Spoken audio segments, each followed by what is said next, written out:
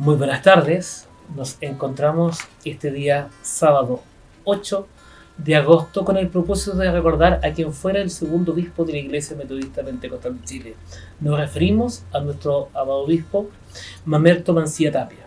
Junto a nosotros se encuentra nuestro pastor, Reverendo Edmundo Centeno Céspedes, pastor gobernante de la Catedral Evangélica de Puente Alto.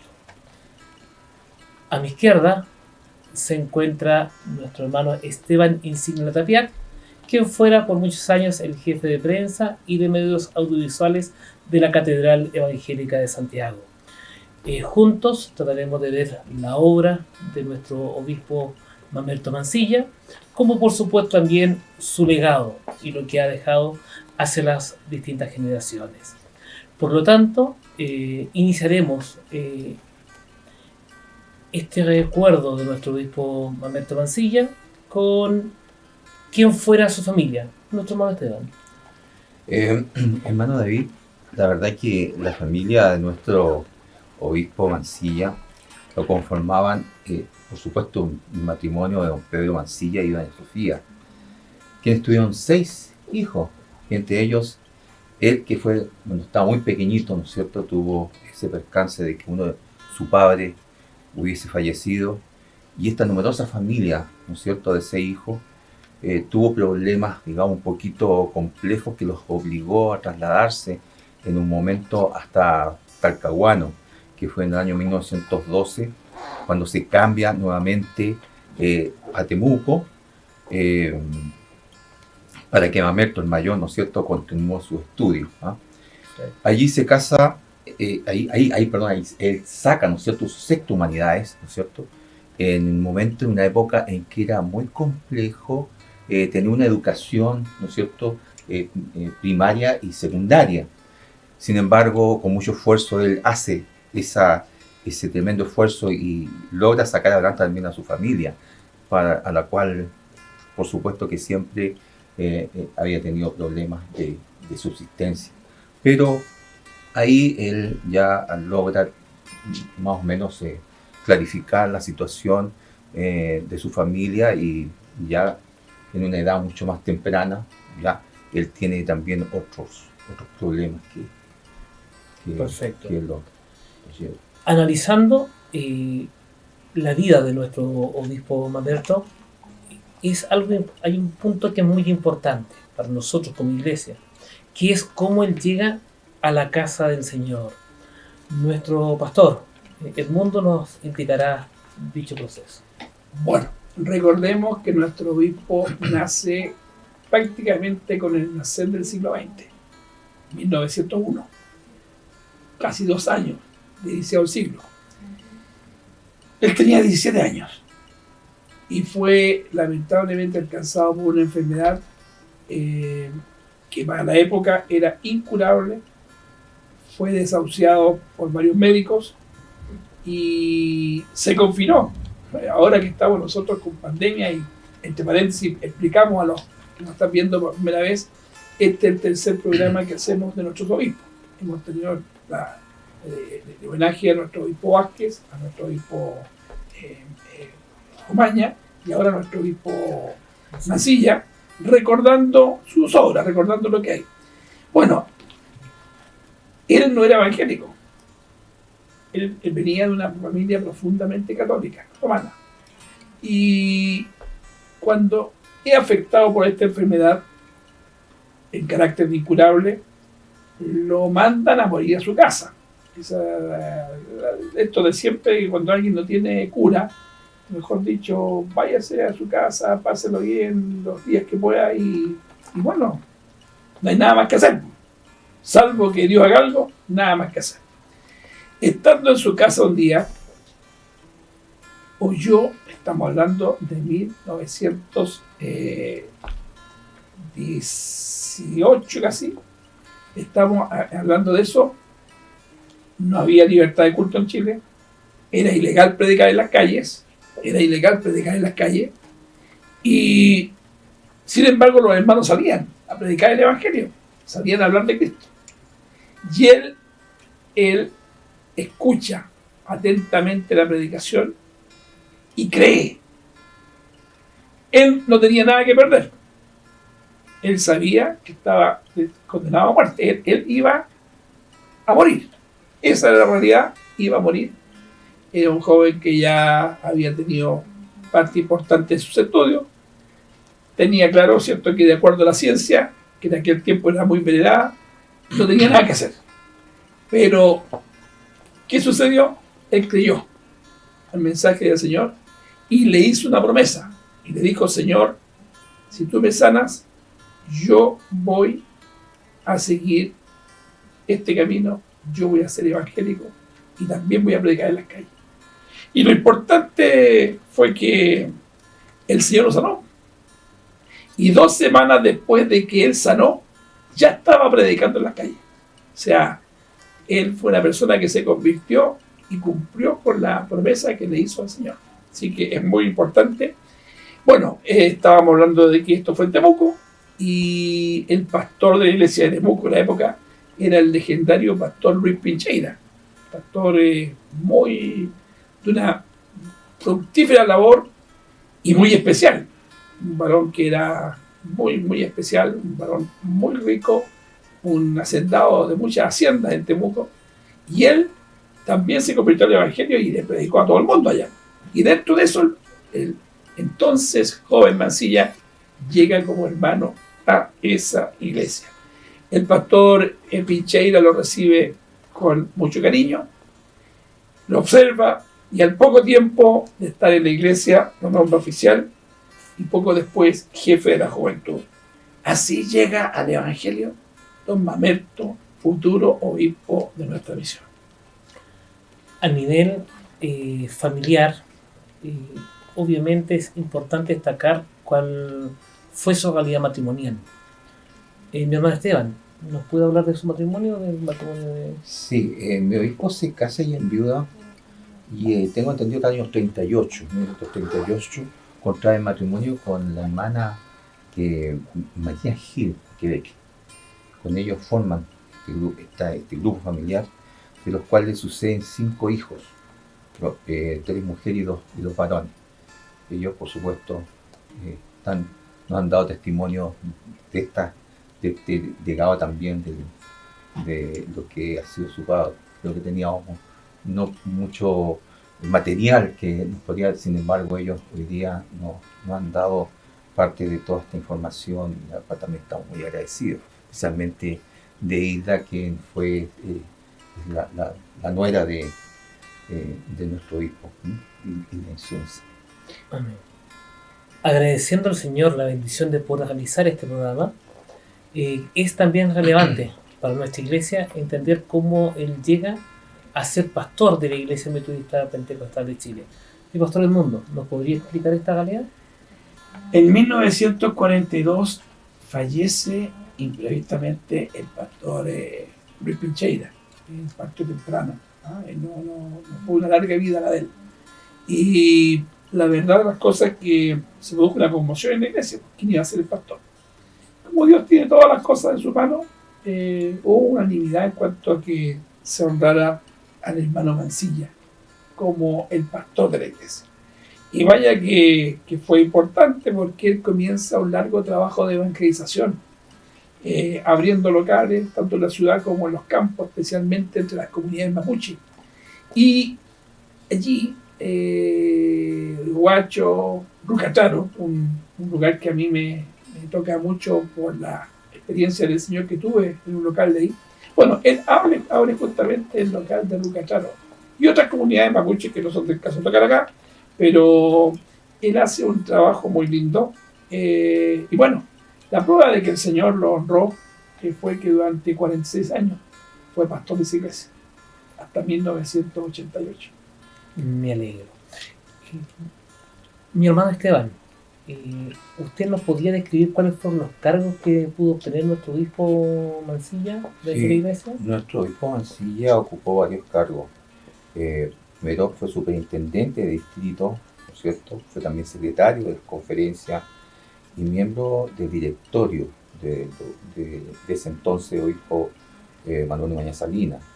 Creo que fueron cargos bien importantes que él también trascendieron en su tiempo para lograr una mejor hegemonía dentro de la iglesia que se estaba formando. Amén.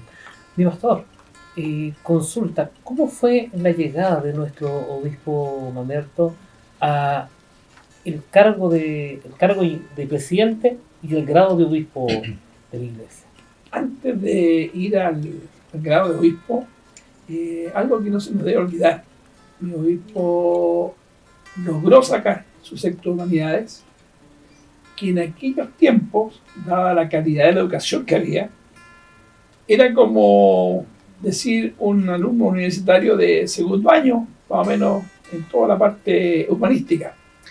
Este cargo, este logro, que era muy importante para conseguir empleo como empleado, por ejemplo, era muy importante, bueno, lo llevó a varias partes. Él fue gobernador de una provincia en la región de la Araucanía, fue subdelegado de gobierno. ¿Quién iba a pensar que ese muchacho condenado a muerte, ese condenado a muerte, ese que fue mandado a la casa a morir, iba a ser gobernador de una provincia e iba a ser un subdelegado de gobierno? Bueno, y lo tenía el señor considerado para pastor. Y en 1965, a la muerte de mi otro obispo, Manuel Méndez Salinas, producida el 2 de agosto del 64, en la conferencia de Valparaíso de 1965, se le elige por mayoría como segundo obispo de la Iglesia Metodista Pentecostal. Y quiero agregar algo más. En 1942 le toca reemplazar a un gran pastor. En 1965 a un gran obispo. O sea, Dios algo tenía con él. Amén. Bueno, y él fue reelegido 2 veces, en 1971 y 1979. Amén. Consulta, dentro de su obispado, nuestro obispo, ¿qué espacio le dio a las filiales? A ver, nuestro obispo Maña abrió la obra en Argentina. Él la continuó, la amplió. Y muy especialmente se debe a su esfuerzo, a su visión, en abrir la obra en Perú, en Bolivia y en Estados Unidos de Norteamérica. Esas son las 3 filiales que él abre y continúa fuertemente con la obra en Argentina. Amén. Es lindo saber cuando los hombres de Dios buscan abrir caminos, buscan lograr que la obra de Dios vaya avanzando en una manera cualitativa y cuantitativa. Así también, dentro de los proyectos que desarrolló nuestro obispo o en su presidencia, ¿qué podríamos destacar? Personalmente a mí me afecta la juventud. ¿Él tuvo alguna instancia con respecto a aquello? Sí, claro. Bueno, la JUMET también nos trae recuerdos nosotros. Muchos recuerdos nosotros dos. Claro. También fuimos nombrados directores de JUMET también fuimos. Directores de JUMET, claro. Nacional. En el año 71 él da impulso a nivel nacional de la JUMET, a nivel nacional, y eso también le da un realce y un poco se acercó en ese aspecto a la juventud, que en ese momento también crecía en nuestra iglesia. Es increíble la cantidad de jóvenes que hay, no tan solo hoy en ese tiempo, sino que lo que hoy día tenemos. Nuestra iglesia está llena de juventud y deseosa, por supuesto, de lo que es el trasfondo de lo que significa hoy día el joven dentro de la iglesia metodista pentecostal. Bien, pero también tengo que ver otro aspecto de nuestro obispo Mancilla.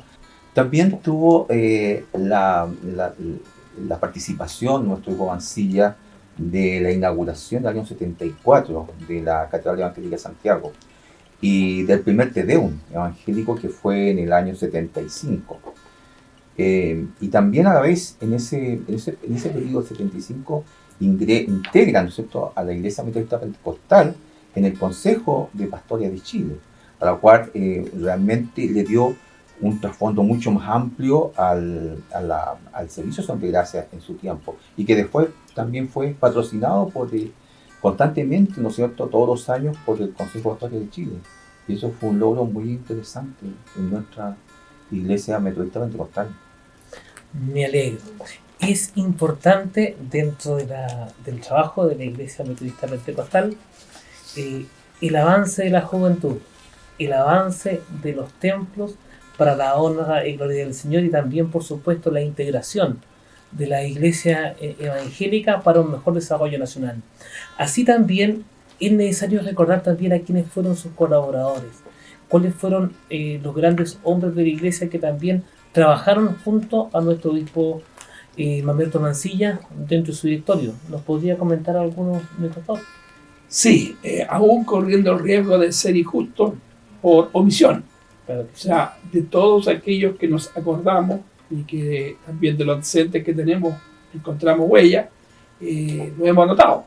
Y no nos van a perdonar que estamos con una carpeta exclusivamente por el hecho de que tenemos los nombres de todos los pastores y no quisiéramos olvidar a ninguno. Probablemente algunos se omita, pero está la mayoría de los grandes que fueron hombres muy especiales en cuanto a su entrega a la obra del Señor y al testimonio, porque eran muchos hombres que venían del tiempo de mi obispo Maña y que no tuvieron ningún problema para cooperar con mi obispo Mancilla, y ocuparon importantes cargos tanto dentro del directorio como en las entidades que la iglesia había formado. Por ejemplo, un pastor recordadísimo por su tremenda capacidad y su don de predicación, nuestro pastor Abraham Beltrán Padilla, de Pichufquén. Es todo un símbolo de la iglesia antigua. Mi pastor Eleazar Seguir Cabeza, de San Antonio, vicepresidente también posteriormente. Mi pastor Sergio Lagos de Curicó, que también fue vicepresidente de nuestra iglesia. Nuestro pastor Sergio Hernán Romero Droguet, ilustre pastor de Chillán, que también va a ir, por nombrar algunos. El pastor David Suárez Hernández, en San Bernardo. El pastor Alfredo Ramírez Boneller, de Pudahuel, que fue incluso nuestro jefe, hablo como iglesia de Puente Alto, los sectores 7 y 8. Nuestro pastor, bueno, que decir de nuestro pastor Julio San Gilberto, a quien por misericordia del Señor yo tengo el honor de suceder, ¿no? El pastor de Puente Alto. A nuestro pastor Luis Villanueva, Cerro Navia, hombre insigne que uno puede ver en las revistas Chile Pentecostal y La Voz Pentecostal y encontrar en ellos testimonios maravillosos, pero maravillosos, como el pastor Julio cuando el loco le cantó, y el pastor Villanueva cuando iba, los dos iban a devolver. El pastor Julio estuvo parado esperando el bus y un loco vino y le cantó sin vacilar marchar. Y el pastor Villanueva dijo, voy a ir a hablar con el obispo Maña, dijo, me va a convencer y me va a mandar de vuelta.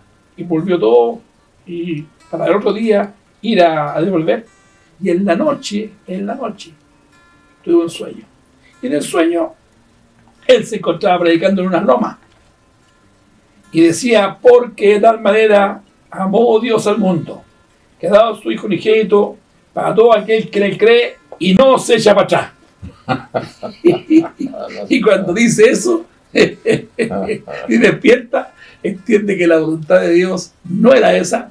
Y de hecho nuestro pastor Julio con Puente Alto y nuestro pastor Villanueva con Cerro Navia, a su partida dejaron inmensas iglesias, muy lindas iglesias. Y bueno, fueron hombres que estuvieron también trabajando con nuestro obispo Mancilla. Amén. Hay que recordar que incluso a la iglesia de Bonavia se le llamó la iglesia de las Lomas. Exactamente, un tiempo que se llamaba Las Lomas, justamente. También recordar a quienes iniciaron la expansión de las filiales. Me refiero a nuestro pastor Juan Benavides González de Arica, nuestro pastor Óscar Lara Muñoz de Iquique y nuestro pastor Manuel Palmiño Gallegos de Antofagasta, que hicieron una gran labor en esos países, Perú y Bolivia. ¿Algún otro colaborador, mi hermano Esteban? Sí, mira, no voy a nombrar, bueno, ya todos ellos nos han dejado y están en la presencia del Señor.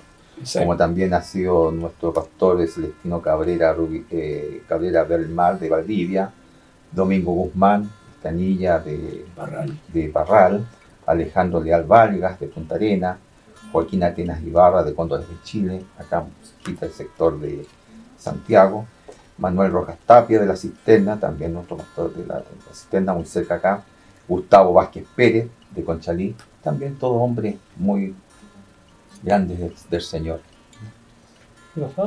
Bueno, podríamos agregar a nuestro pastor Hugo Geisel Luengo de San Rafael, nuestro pastor Octavio Villegas Beas de Concepción, famoso pastor Villegas, gran compañero del Pastor Lago, les tocaba siempre salir Sí. juntos. Hay experiencias muy bonitas que si pudiéramos contarlas, pero nos quita mucho tiempo. Nos quita ¿ah? ya tiempo, ¿no? Muy especial. Pero nos acordamos, por ejemplo, de esa cuando dice, es que a ellos les puede hacer mal. Claro. La familia de ellos entienden a quién nos referimos. Bien, nuestro pastor Alejandro Pino Riquelme, insigne pastor de Puerto Montt, o sea, Sí. un hombre que hizo una obra pero tremenda en todo ese sector. ¿Qué decir de nuestro pastor Marcelino Vera Cárcamo, de Osorno? Sí. Un hombre de Dios de una estatura que uno que lo vio fue especial. Nuestro pastor Horacio Aparicio Palma, de acá de San Joaquín, recordado pastor, abuelo de el pastor Alex, el pastor Moisés Silva Vázquez, de Quilicura. Sí. Y también no podemos olvidar al pastor Luis Maturana Méndez de Curicó, antiguo jefe de la juventud de los años 40 en Jotaveche, cuando todo era difícil, y que fue también un gran hombre de Dios. Bueno, y probablemente omitamos algunos. Si alguno de los familiares echa de menos a su pastor o a su ancestro que no fue nombrado y fue miembro de los directorios del obispo Mansilla, rogamos la excusa, pero el tiempo ha pasado y lamentablemente no siempre está toda la información a la mano. Sin embargo, aquí tenemos 22 pastores insignes. Son 22 pastores de mucho prestigio y un arduo trabajo. ¿Ah? ¿Cómo nos recordaba el pastor Silva, por ejemplo, cuando él decía que guardaba la hojotita? A no olvidarse. No, aquí si uno empieza a entrar a los temas, tiene una riqueza de Dios tremenda. Pero lamentablemente el tiempo no nos permite ahondar en eso. Quizás en algún momento podamos hacer otro programa para poder recordar también a estos grandes hombres de Dios.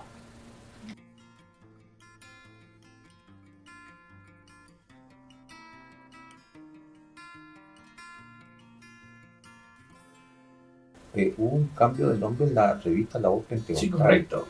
Chile Pentecostal a La Voz Pentecostal. Y me recuerdo haber ahí ya conocido a mi obispo Mansilla, la sede que tenían ahí en Ruiz Tagle, claro, con pastor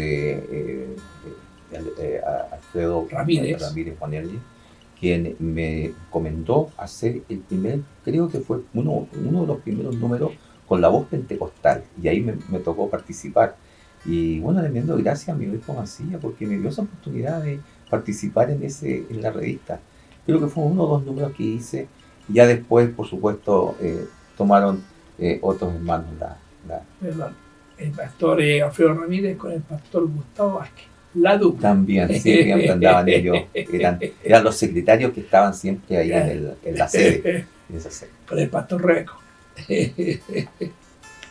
Solamente algo pequeño con mi obispo Mansilla, por el tiempo, por las edades y por la lejanía. Él estaba en Temuco, nosotros estábamos en Santiago, era difícil el contacto, pero yo tuve la bendición de ser enviado muchas veces a Temuco por poderes legales, por otras razones que nuestro pastor en aquel tiempo, Javier Vázquez, me envió como oficial de la iglesia, y tuve la oportunidad unas 5 o 6 veces por lo menos, mientras esperábamos al notario. Se producía siempre lo mismo. Mi obispo Mansilla me citaba a las 3. Ya habían dos, los hermanos de Temuco antiguos deben acordarse, en la notaría que mi obispo trabajaba, había fuera 2 grandes sillones de mimbre. Y justo todas esas veces que yo fui, el notario llegaba a las 5. 2 horas conversando, y yo recuerdo en forma muy amena, él me contaba la historia de todas las iglesias, cómo nacieron en la Araucanía, cómo fue todo lo alrededor de Temuco y bueno, más al sur y más al norte. Una riqueza que yo guardo en mi vida, y guardo el afecto, el cariño de una persona, como usted decía, muy culta, pero también cercana. O sea, hay una foto que ojalá la puedan mostrar, en que él está con unos hermanos muy pobres, y lo está tomando ahí, lo está abrazando, lo está haciendo cariño. Porque aquí lo que interesa no es lo de afuera, sino que lo de adentro. Y eso de adentro, él lo tenía. Y era hermoso. Para la gloria del Señor. Yo tengo un muy lindo recuerdo de él. En esa parte nos tocó vivir esa experiencia y fue hermoso. La experiencia que uno gana cuando tiene la oportunidad de estar al lado de un hombre de Dios. Y obviamente era un hombre de Dios. Y un saludo a toda su familia que le sobrevive y a todos los pastores que son hijos espirituales de nuestra Mancilla, porque también ellos guardan un grato recuerdo recuerdo en este momento, por ejemplo, mi pastor Alejandro Fierro, pastor que hace poco partió. Él tenía un altísimo concepto de nuestro obispo Mancilla y un gran cariño. Esas cosas las engendra una persona que tiene de Dios. Eso. Así que el Señor nos bendiga. Para Él también honra y gloria. Es una bendición haber podido recordar a quien fuera nuestro amado obispo Mamerto Mancilla Tapia, quien un día 8 de agosto nos deja, un 8 de agosto del año 88, una gran enseñanza. Él se preocupó por la juventud y por supuesto también se preocupó por el avance de la obra del Señor. Él fue un varón ponderado, culto, sí. Podía relacionarse perfectamente con las altas autoridades y también con los hermanos más sencillos. Dirige la iglesia hasta 1985. Ya estos varones que estamos aquí, nos ha sido una enorme bendición el poder recordar su memoria y esperar que la Iglesia Metodista Pentecostal de Chile, día tras día, siga avanzando, para que un día podamos entregarle, en el momento en que el Señor quiera, nuestra vida y por supuesto también el legado de estos grandes hombres de Dios. Para Dios que me ha concedido esta oportunidad, por el tributo toda honra y toda gloria desde ahora y para siempre.